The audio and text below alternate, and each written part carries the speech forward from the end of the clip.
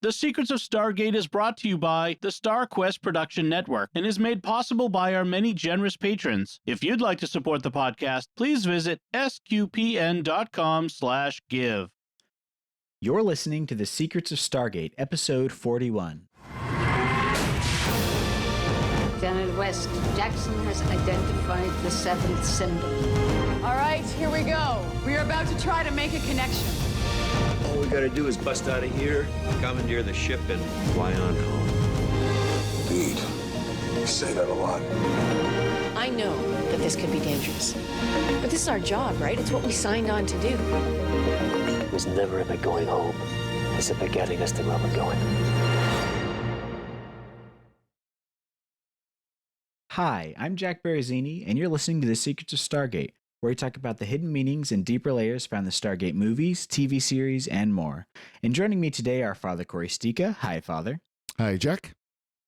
And Lisa Jones. Hey, Lisa. Hey, Jack. And Victor Lambs. Hey, Victor. Hi, Jack. Today, we are discussing the 21st episode of Season 2, 1969. You want to give us a rundown on this groovy episode, Victor? Indeed, I do. And groovy, I believe, is the word. So SG-1 gets their first real six string. They bought it over at the Five and Dime. And Hammond waited until Carter's fingers bled to send them back to the summer of 69. Oh. Yeah.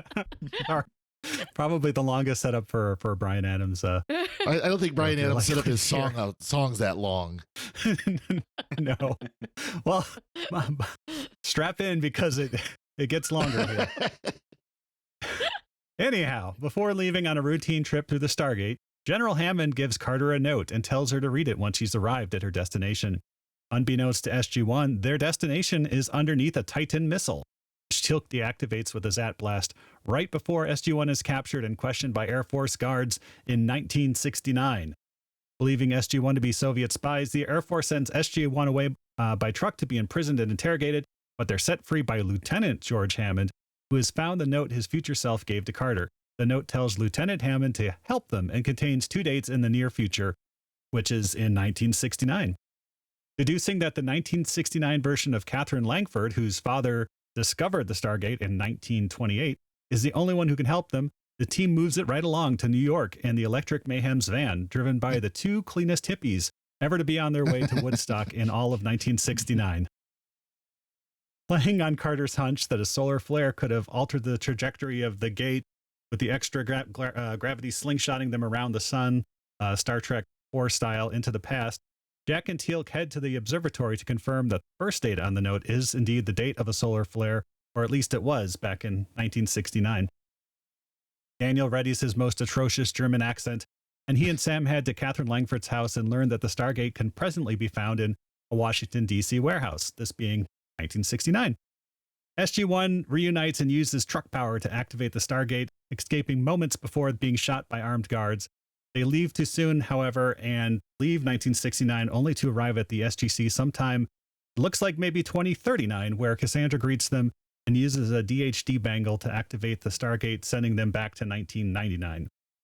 At the end, General Hammond reveals that he's the one who had asked Carter to research the dates of the solar flares, which occurred in 1969, and waited until she cut her hand, and that cut got really infected before giving her the note, thereby ending the adventures of SG-1 back in 1969. There's a lot going on in this episode. It was a long one to recap. Yeah, no, definitely. I was just wondering how many times you were going to have to say 1969 in there. I was trying to go for 1,969 of them, but it came up a little short. Yeah. Yeah, this is a fun episode. What were your thoughts on it, Father? Oh, this has always been one of my favorites, and you know, it doesn't really advance plot, although it does bring more interest into, you know, General Hammond's mindset going into running the SGC, because he knew what was going to happen eventually. So there is that, but no, this has always been a favorite of mine. It's just a fun, silly, ridiculous episode that's just great. Yeah, definitely. What about you, Lisa? I agree with all the above. I always agree with Father Cory. I agree with all the above. But my absolute favorite part of this episode is Lieutenant Hammond. That little surprise of that, and the actor just nailed it. I mean, the mannerisms, the voice, all of it. I loved it. So, no, fun episode. It's always a good one to rewatch. Yeah, that guy, the actor, he really he got the cadence of his voice down. What I thought was really funny though is that he looks exactly like one of my uncles, like spitting image. So that was funny. I thought you were going to say Jeffrey Jones, the principal from Ferris Bueller's Day Off, but not quite. I only saw that. Yeah, a little bit. Yeah. What are your thoughts on this episode, Victor? No, I agree with Father Cory and Lisa. It's a very good episode just to put on when you just want to watch some Stargate, but don't want to have to try and figure out, like, is Apophis alive or dead at this point? You know, which Gould are they fighting now or anything like that? You could just put this on and it doesn't matter where you come into the series. It's just a really fun episode. There's some good lines, but they don't overload it, you know, to the point where it gets annoying. One thing I also appreciated, they don't have them run into any historical figures of the period, you know, aside from like the headline on the newspaper. That's really the only, you know, and the shout out to Woodstock and the Vietnam War. That's pretty much the only, you know, thing. But, you know, so I appreciate that about it too. And it's a very fun episode and everybody should go watch it. Yeah, definitely. I could see them taking the tempting bait of trying to tie the SG-1 team into like the moon landing or something like that. But it's nice that would... yeah. I like that they keep the stakes are just how do we get back, and a lot of the jokes are just kind of fish out of water gags or visual gags. But even then, it does not go over the top with any of that, which I appreciated when they're flagging down the cars. I like Teal'c's method, very direct. Yeah. This method is ineffective. Well, yes. First, they start with the you got to get the cute girl to do it first. And that actually doesn't work. It kind of blows up the face. And I'm actually kind of surprised Sam didn't say something. You know, kind of like, wait a second. Yeah. Of course, that would have been a perfect time, too, for like, you know, show a little leg. Right, exactly. Yeah, the Bugs Bunny. Bugs Bunny pulls up his fur and there's like a Tex Avery. Yeah. Yeah, definitely. I do like before that, though, when they get taken... when they're underneath the missile and they get taken by the Air Force airmen from the 60s, we get Daniel Jackson just completely messing everything up when they ask them in Russian if they're Soviet spies. And he replies, "Niet." Yeah. That was good. I like that. Yeah. Of course, you also had that like Indiana Jones moment where they're all trying to stop the missile, and Teal'c just looks up with the Zat and he's like, duh, just shoot it. Yeah. Well, then it... You know? Yeah. Then it turns out it's a training missile anyways. It was a dummy. Yeah. Because I was going to say, like, the top of Cheyenne Mountain doesn't, like, flip open Thunderbird style. Yeah. And well, in the... like, shoot missiles. The major even said, like, you're serious? We're going to launch a missile from the 28th story underneath Cheyenne Mountain? Yeah. Yeah. We also get, speaking of the Zat gun, probably our funniest bit of Zat humor in the whole series when the major's asking Jack, like, what was that weapon? And Jack is like, it's hard to say. And he's like, oh, so you won't tell me? He's like, no, it's just difficult to pronounce, which is a callback to when Teal'c first introduced the Zat Nickel weapon to them. And Jack decided just to call it a Zat gun at that point. Mm-hmm. I like that. It's like we get our name drops of James T. Kirk and Luke Skywalker in that scene. That was fun. Yeah, I saw someone on the internet says, so Star Wars came out almost eight years later. So were those officers, or were they when it comes out and it's Luke Skywalker, like, oh wait, did we meet him? What? Yeah. Like, well, they did have O'Neill's dog tags that do have his name and rank on it. So yeah, just a coincidence. And the fact that he was trying to pass himself off as James T. Kirk in the 3rd season of the original Star Trek series, which had been one of the like breakout hits on TV in 66, 67, and 68. Yep. I don't think anyone wants to be a 3rd season original series character, though. No. No. But Yeah, so Oh, go ahead. oh, go ahead. I was just gonna say it's not the last Star Trek call out we'll get on the show. Nice. We get introduced to the hippie couple who's driving their big Groovy bus. Michael Clark and Jennifer Clark. I just like how they kind of just feel they're very much like your stereotypical hippies, but it's fun to see. I like that whole thing, and I like how they keep trying to engage them in conversation, and they just cannot stay on track. Yeah. Yeah. Obviously, her and Carter got along very, very well. You know, they were hugging and everything, but she was very, very stoner-esque. The only thing I don't like, I wish they would have done, is that they would have done now we're back at current time, 1999. Where are they at? Oh, to look them up. Yeah. Yeah. Because it would have been cool, like at the end of Saving Private Ryan when they go to everybody's tombstone. Yeah. Yeah, that'd be great. Well, I assume Michael actually went into the war, and who knows if he made it back. Yeah. So. Yeah. Sorry. All right. The war with Canada was one of the best. Yeah, the war ever. with Canada. I do think that, so Michael does talk about Teal'c's symbol on his forehead, and I kind of feel like they missed an opportunity there to do a bit more humor with that. Mm. Like he just kind of covers it with a bandana, and you don't really see any. Well, Teal'c does. Somebody he asks him about it, and it's like, "Don't talk about this any further." Yeah, it's like, hey, what's that symbolize? Peace? Yeah. No, slavery to false gods. Right. Yeah. Yeah. What's it made of? Don't talk about this anymore. Yeah. And Teal'c got hair. Yep. Mm-hmm. Yeah.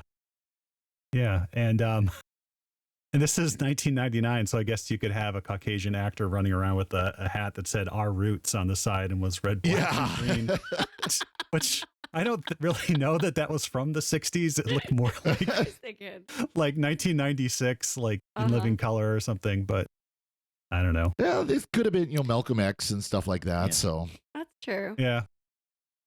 Still, that was funny. Just looked like the Keith Haring design or something. Yeah, it was pretty funny. Everybody else is wearing stereotypical 1960s, 69 vintage clothes, but Jack has his biker jacket. I don't know if he was going for kind of like a Black Panther look or something, because he got the biker jacket and the boots on, and then the hat. Like motorcycle gang. Yeah. I don't know. Oh, they managed to convince Michael and Jenny that they're aliens. Yep.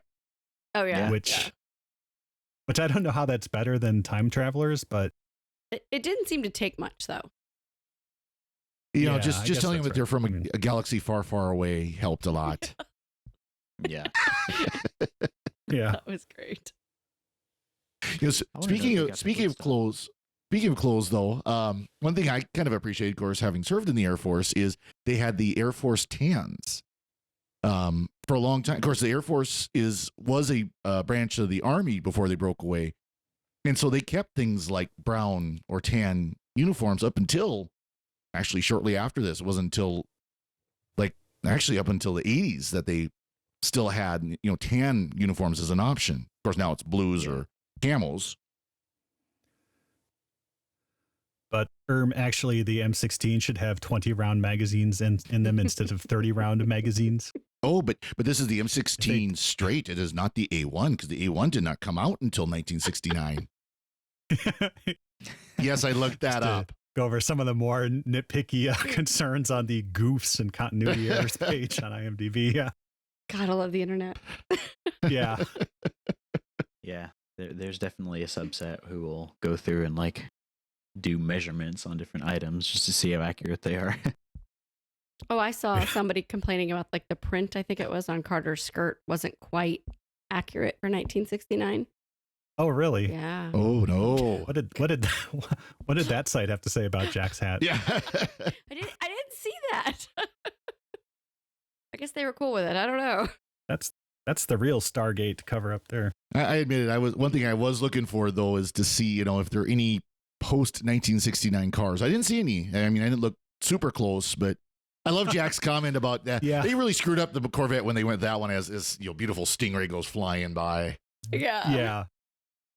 I did rewatch the musical montage, which I kind of unironically love the generic 1969 like music that they have in there. That sounds like this weird blend between like Kansas or Fleetwood Mac or Steely Dan or something. It's just very light, you know. And while they're driving down the highway, they do have 1969 cars, but you can tell that all of the cars going in their direction and the other direction are all like perfectly framed in the shot while they're in the shot. And then the rest of the road is just completely empty because I guess they had 7 cars from the 60s, but they didn't have any more than that. So all that could fit in the budget. Nice. Where's that bus? You want to know, did they rent it? Did they paint it themselves? Like, where do you pick up a bus like that? The Electric Mayhem. Yeah. In the Muppet movie. Yeah, there you go. Yeah. Dr. Teeth.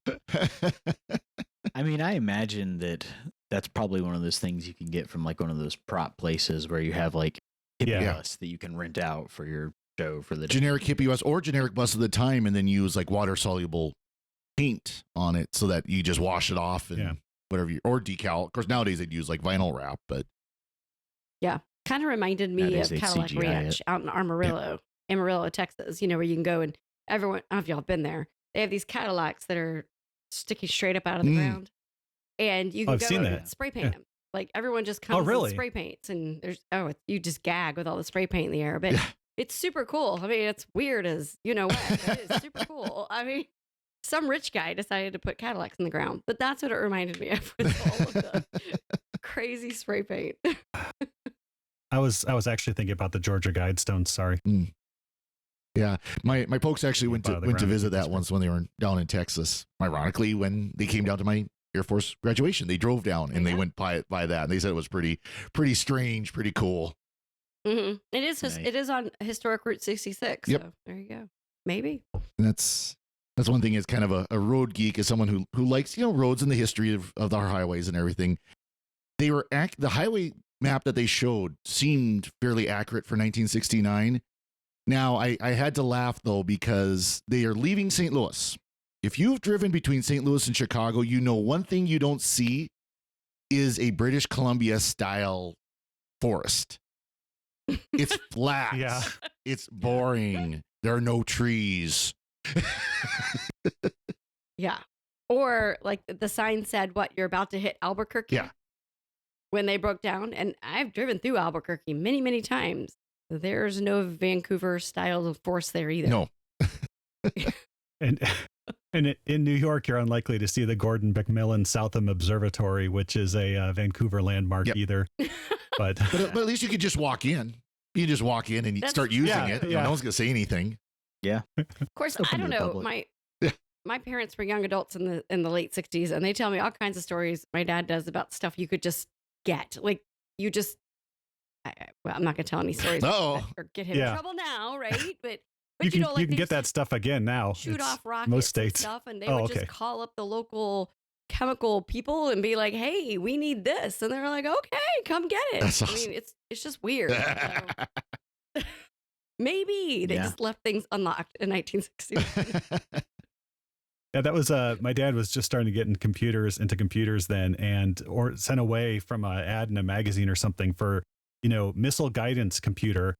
And what it was like the kind of, the lock-on guidance for a guided missile, 1960s edition. And it was just the guidance section. And so he ordered that up and it came and he was, fiddling around with it. And then he got contacted by the FBI saying, yeah, we're really going to need that back. You shouldn't have that. and so he had to turn his first computer over to them, and in return, I guess he got an award saying, thank you for your service to the United States government, etc. Oh my gosh! But and whoever, so you could get a lot of cool things in the 60s. And whoever sent it to you is now under Fort Leavenworth.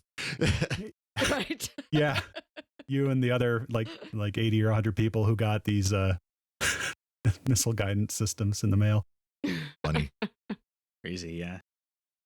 Yeah, I did notice you don't really get any scenes of them like in town or like around other things. The majority of it is on the bus, and then we see the military storage facility at the end, and then we see like they're camping out in the woods. But I guess they didn't really have the budget to kind of give you like a full like 1960s like downtown, kind of like in Back to the Future or something like that. Well, they used what it was clearly pre-shot, stock footage of the cities. You'd see St. Louis and you'd see the Arch. You'd see Chicago, you'd see the Sears Tower. Actually, if they had the Sears Tower, that would have been an oops, because the Sears Tower didn't exist in 69. People on the internet complained about that. Yeah. But nice. We could have gotten like some cool phone call though. It's like, yeah, Jimmy, this is your cousin, Jerry Hendricks. You know that new sound you're looking for? Well, listen to this. But we didn't. I think that's been done before. Yeah. But we did get Glynis Davies as Catherine Langford, kind of bridging the gap between like young Catherine in 1940s, or, the 20s, 28 in the movie, and then old Catherine Langford. And she does a really good job. She, not her only Stargate appearance, she plays Eli's mom on Stargate Universe. So the one with HIV that Eli's trying to, take care of before he gets blasted off to Destiny. But yeah, so she does a really good job. And she would have to, playing against Michael Shanks, as I said, his atrocious German accent. Oh, yeah. Dein father has ways of making you talk. Could have said Vader, Link. right? Vader. Yeah. Yeah. Give us another Star Wars callback, Vader. But and we get the best Dan moment. It's like how are we going to pass ourselves off as foreign nationals? It's like, well, I know 23 languages. Pick one. Yeah. It's like, And then he doesn't even use it. Yeah. A little bit, I guess. Yeah, it's like, is he one of those people who says he knows 23 languages because he knows like 2 words in a bunch of different languages? Like, thank you. And like, where's the bathroom? Help, I'm an American. Yeah. Do you speak English? Right. I know that in lots of languages. Or even ancient Greek. There you go. Yeah. And Alex Zahara, the first of his like mini Stargate appearances. I think this is either his first or second, but we'll see him. He was in Spirits. He was one of the aliens, and he was like the aliens that wanted to blast people in Spirits. Oh, with the weird fishy face things. Yeah, that was him. Yeah. So yeah, he's usually under makeup, but this is a rare chance to see him. Only, I mean, is this our only chance to see his actual face? I think so. Because usually he is a character actor with tons of makeup. I think so. That's what the wiki said, that this is his only time that he wasn't in some kind of makeup or CGI or something. Trying to see if he was on Atlantis or anything, if he played anybody on Atlantis, but I want to say yes, but I'd have to.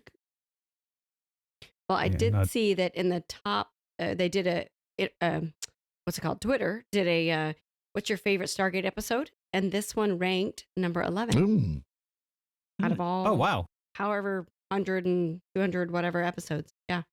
Yeah. That's pretty good. I thought about doing the, extensive research of a whole 5 minutes on DuckDuckGo to see where this one ranked, but Lisa beat me to it. So, yeah. Well, I have to say, Joseph Malazzi, he tweeted it. Nice. It was kind of easy to find. Okay. There you go.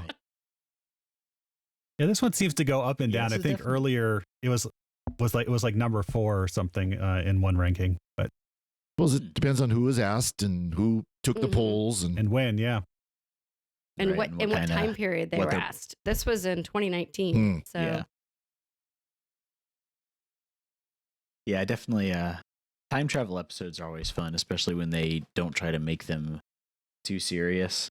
Because you can get those time travel episodes where it doesn't really play with like the fact that you're doing a time travel kind of story.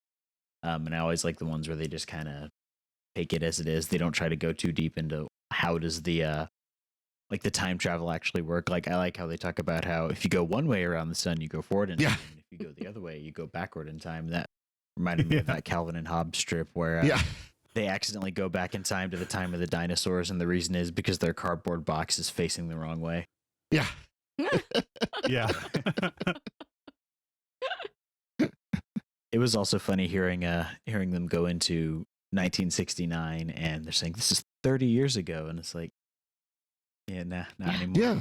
I was thinking about that too, where in a few years we'll be as far away from this episode as this episode was from 1969. 30 years ago, 23 years ago. Yeah. Yeah. Yeah. Whew. Making me feel old there, guys. Of course, maybe speaking of maybe old, if we oh, how many of them were supposed to be alive? You realize that Daniel Jackson said he wasn't alive in 1969. I think, well, which Teal'c puts him under 30 in this. He's Yeah. supposed to be under 30. Yeah, Teal'c would have been, but neither Sam nor Daniel were. Jack was. Well, Daniel says he was 4. Oh, he's 4. oh, he He did? was 4 in Oh, 1969. okay. Yeah. Okay. Yeah. Well, and I would think Carter's older than that, with older than 30, if she's supposedly a doctor in astrophysics and captain in the military, and like, yeah, that's Yeah, I don't know. a lot of achievement very quickly. I think she's probably And Jack's like over 2 or there 3 or like, something. yeah, I This was is- an adult in 1969. Yeah.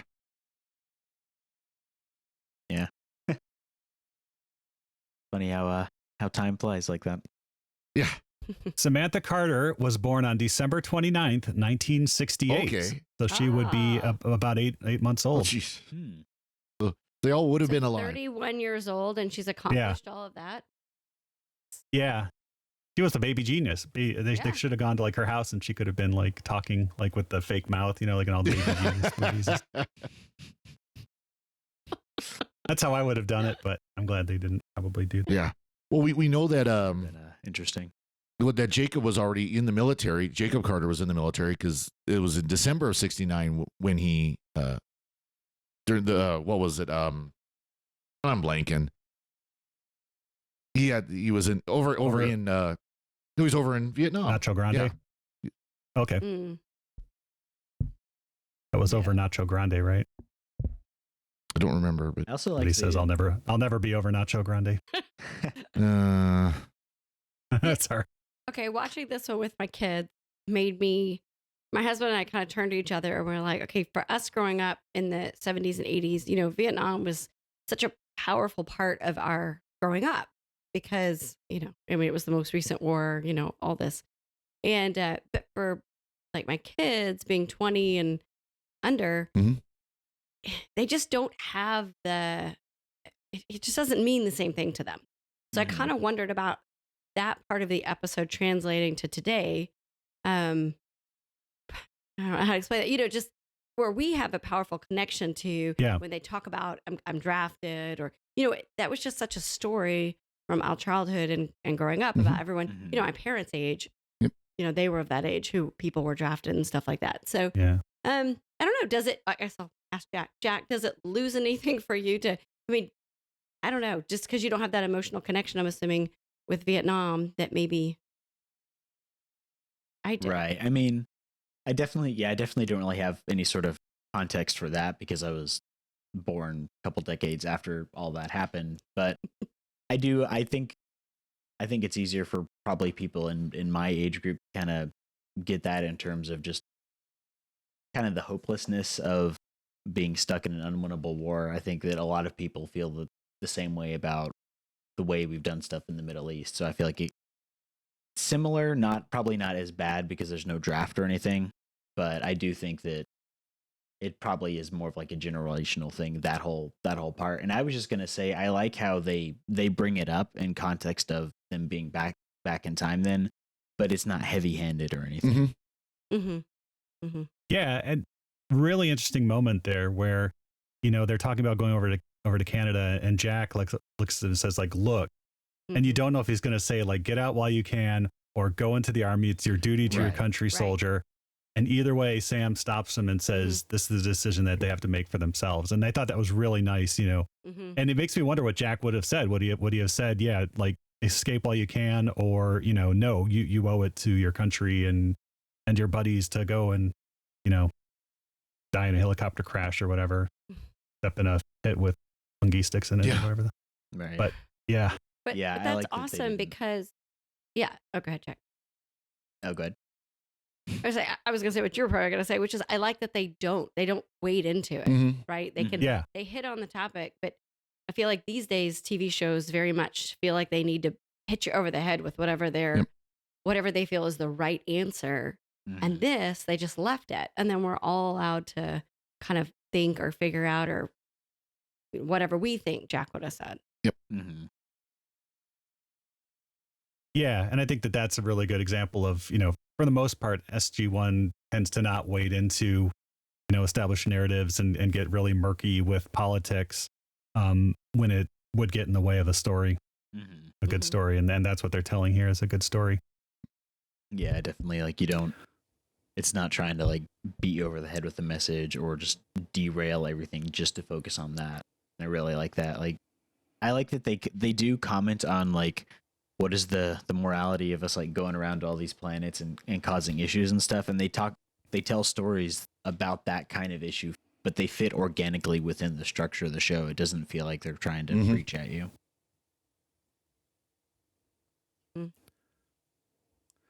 Yep. One other interesting thing at the end. So Hammond or Jack takes out of Lieutenant Hammond's wallet an unspecified amount of money, which is described as some cash. Yeah. And then 30 years later, General Hammond asked Jack for $539.50, which is interest. So I looked it up, and the average annual rate of inflation, but in that period was 3.8%.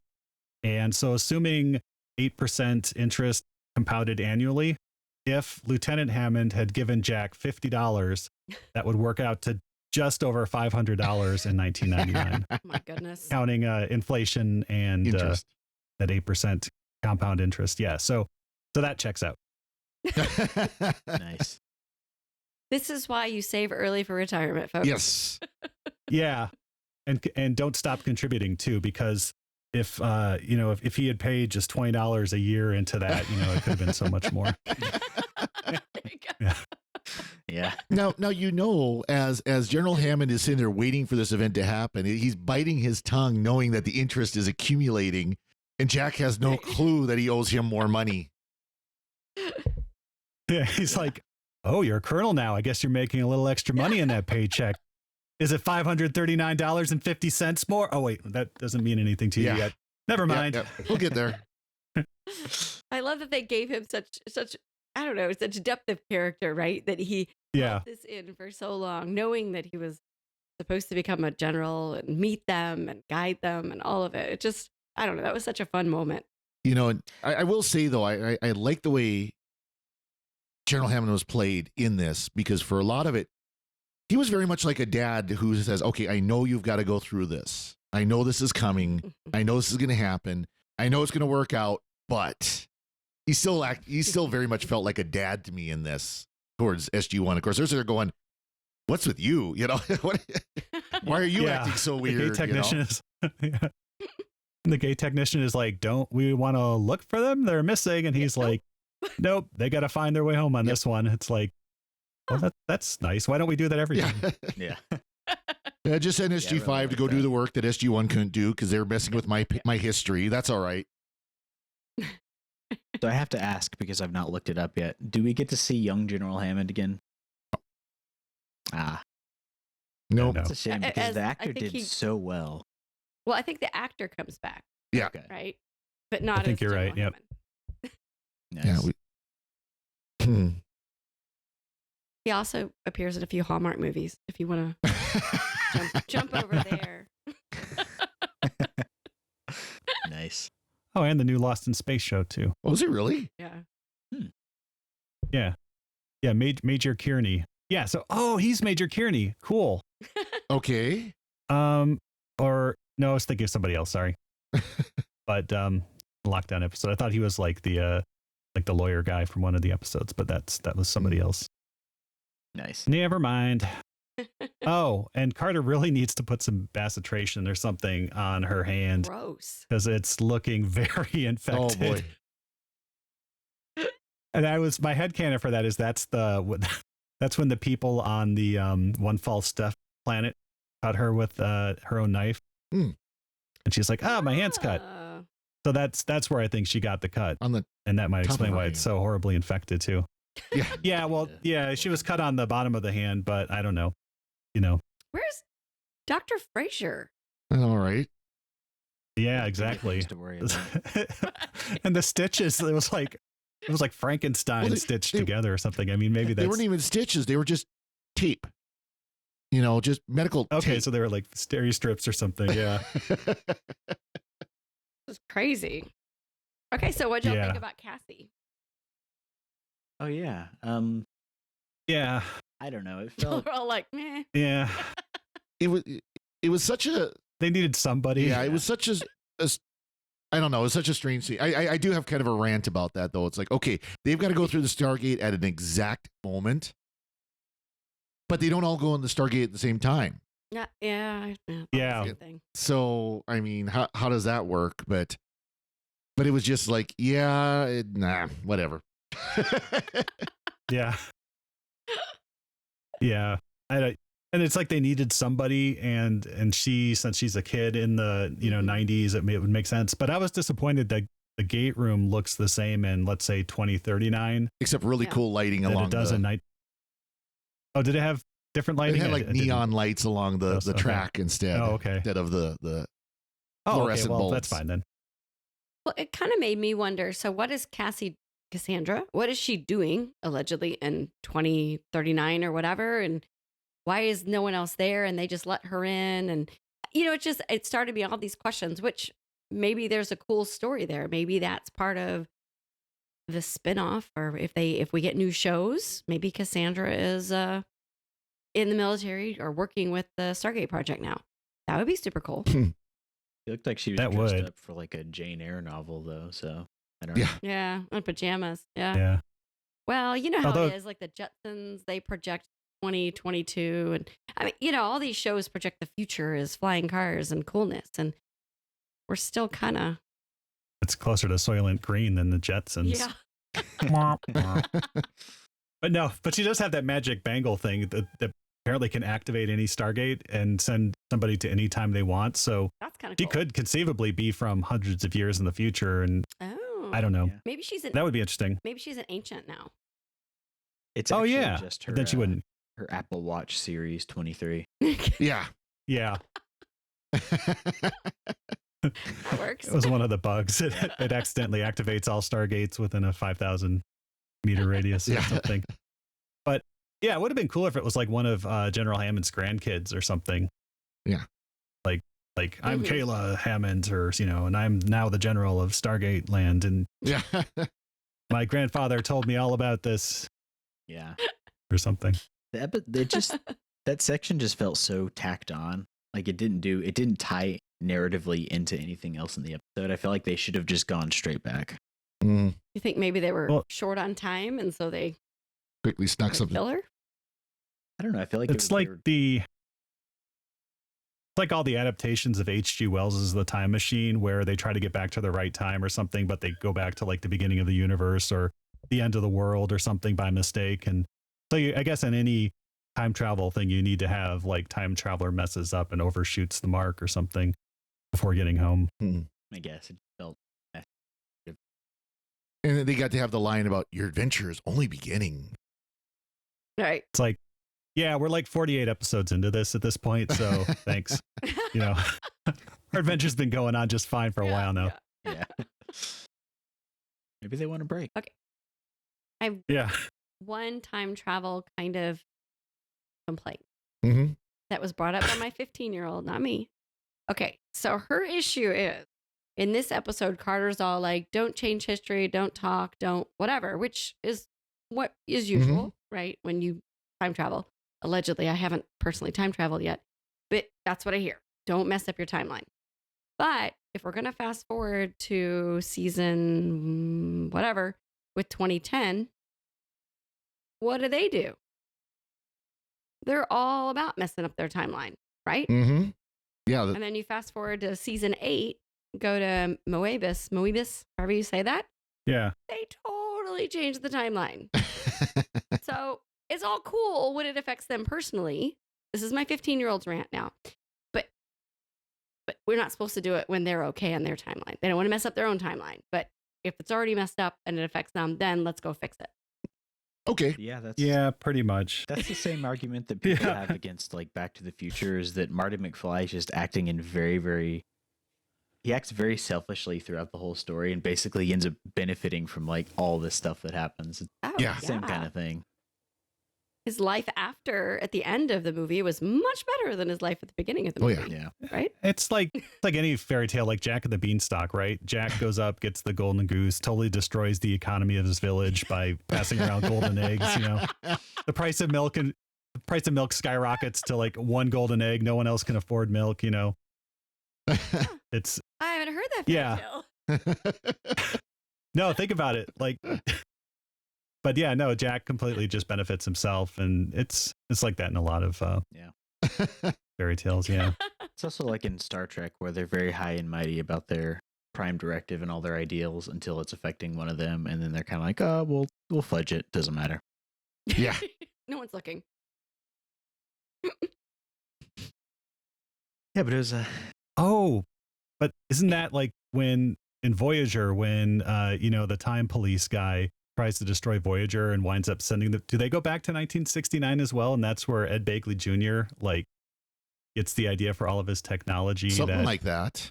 You know, yeah, I think it was. Yeah, he so it's goes very back similar in to that. time to like the 60s, and they go back in time to 1995 or Yeah, and meet Sarah Silverman and stuff.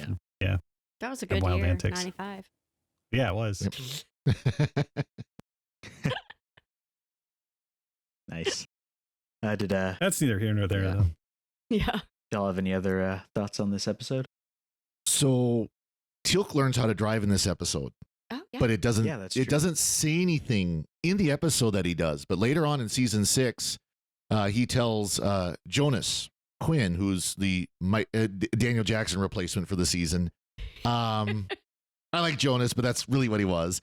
That I like Jonas but too. Mhm. I think season 6 can stand against any of them. Yeah. Oh yeah, but Jonas asks Teal'c, who taught you to drive? Of course, Teal'c, Daniel Jackson. When? Yeah. I believe the year was 1969. Yeah. So this is when Teal'c learns how to drive, is driving that old bus.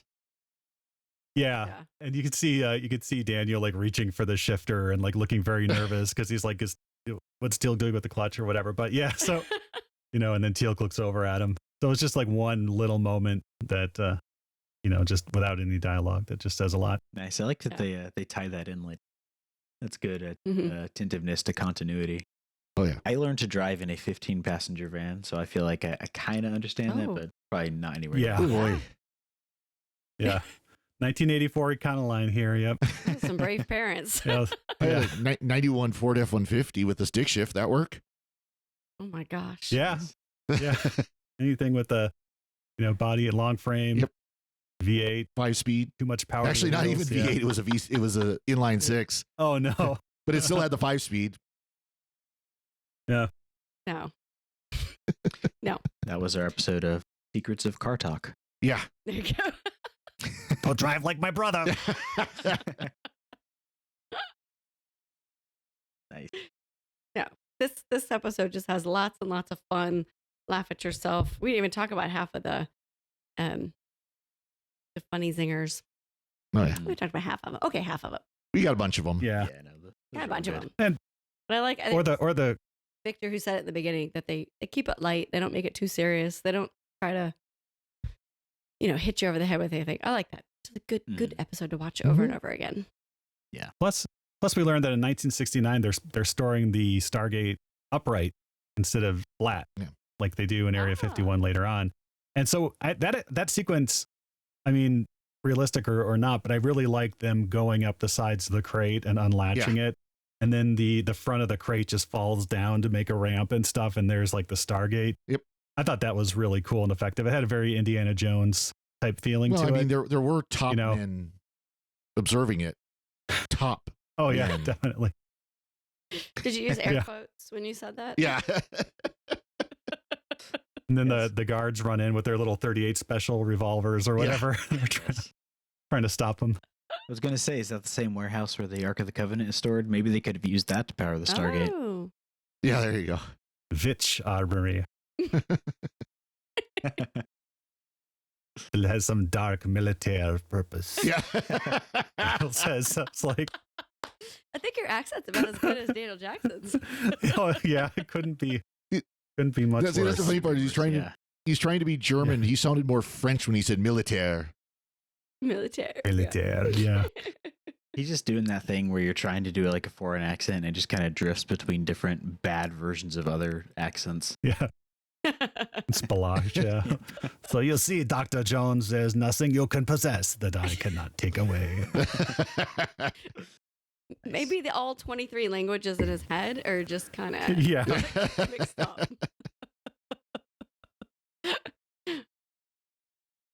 Maybe just. Well, I think we've talked this one out. Yeah, definitely. Yeah. Awesome. Yeah, we have some feedback we can talk about, which is fun. Yes. Paul Leone on YouTube comments on episode number 36, which was A Matter of Time. Says, a great special guest commenter. It was a fun episode too.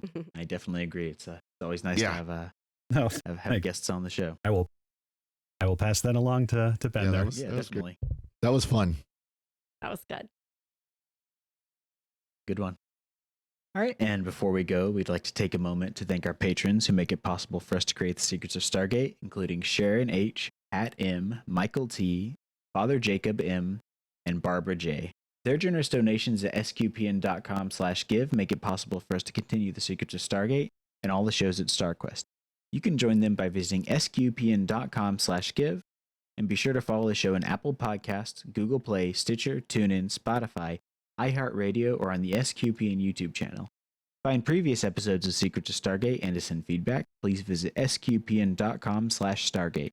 And you can email us at stargate@sqpn.com or follow StarQuest on social media at facebook.com/StarQuestMedia or on Twitter at SQPN. You can also join the StarQuest fan club mailing list by texting StarQuest to 66866. Send StarQuest to 66866. And we'll be back next time when we'll be discussing the next episode of SG-1, Out of Mind. Until then, Father Cory, thank you for joining me and sharing the Secrets of Stargate. Well, thank you, Jack. And Lisa Jones, thank you as well. Thanks, Jack. And Victor Lambs, thank you too. Thanks, Jack. And groovy, I think, is the word. And once again, I'm Jack Barazzini. And remember, where there's a will, there's an oar. Thank you for listening to the Secrets of Stargate on StarQuest. Anyway, I'm sorry, but that just happens to be how I feel about it. What do you think?